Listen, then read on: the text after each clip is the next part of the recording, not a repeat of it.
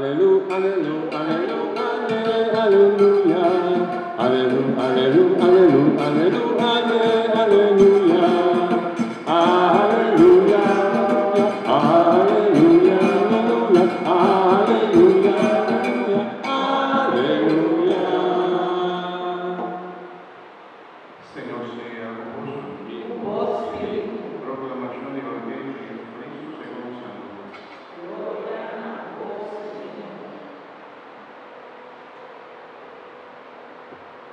Desde tempo allá, e dos discípulos de Jesús, cuavai que nos, aconta lo que la pasa con una caminda y con una reconoce Jesús últimamente di pan, mientras andava da conta e con a Jesús mes, abin para me inam, y avisanam, paz sea vos, na espanta, e daña miedo, andava da quere con andava da mira un espíritu.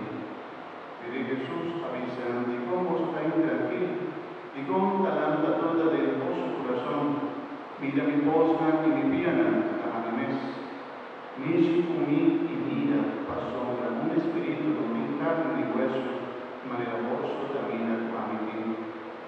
Mientras que estaba David se sabe la mostra su voz y su piana, de alegría, ainda não por aquele não a queda admirar, pensei que ela pensaram por um algo de como, não me vida piscar, assar e ela como está aqui a comer, não milagre. Eu leio ela pensaram, está guiando a palavra não me aparte conosco, mientras me dava tabundo conosco ainda, passou uma mestre queda cumprido de gornan, das que pito campi de mim, de lei de Moisés. Delle mopinan y profetan y de salman. Ando de la abre na entendimiento para comprender Santa Escritura.